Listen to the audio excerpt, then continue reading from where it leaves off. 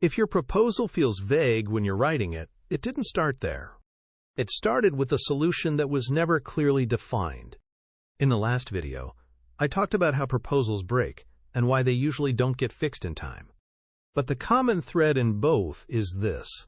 The problem usually isn't the writing. It's what the writing is trying to describe. Most services, especially in IT and consulting, aren't actually defined as clearly as people think they are. They're shaped through conversations, adjusted during the sales process, modified to fit the client, and finalized during delivery, which means every engagement starts slightly differently and usually becomes more complex than expected. Ideally, I could hand the statement of work to a delivery team and they would know exactly what to do without having to reinterpret anything. That should be the standard. And once you start evaluating services through that lens, a few constraints become obvious. First, the outcome has to be specific. "We'll improve your onboarding process" might sound directionally correct, but it's not operationally clear. A real service defines what changes, how success is measured, who is responsible, and over what time frame the outcome is expected. Second, the delivery has to be repeatable.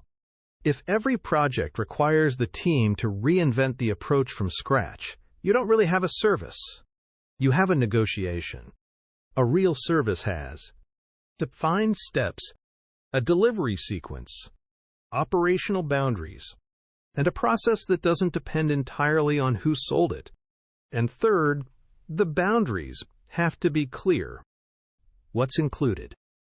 What isn't? Where does your responsibility start and stop? Because if those boundaries aren't defined before the proposal is written, they get tested during delivery, usually by the client. This is why experienced IT firms with strong engineers and good intentions can suddenly look completely unprepared on a new contract. Not because the team lacks capability, because the service became overly customized during the sales process. The proposal kept adapting to sound more differentiated, more tailored, more competitive, until the operational model underneath it stopped being coherent. And the more variation you introduce into delivery, the harder it becomes to estimate effort, maintain quality, and protect margins. Now imagine the opposite for a second. Imagine the outcome, delivery model, and boundaries are all clearly defined. The proposal becomes much more straightforward. You're no longer trying to invent persuasive language for something that was never operationally clear to begin with. In contrast, a mature delivery organization usually knows three things clearly: what it delivers, how it delivers it, and where the boundaries are. The first step is defining the service operationally. What problem does the service solve? What is the actual outcome the client receives? How is success measured? If success can't be measured, expectations usually become subjective during delivery. The next step is standardizing delivery, not making every client identical, but reducing unnecessary variation. Strong teams usually have clear onboarding, repeatable implementation steps, known dependencies, and defined escalation paths. Repeatable delivery creates predictable outcomes, which improves estimating, staffing, pricing, and client communication. The proposal also changes.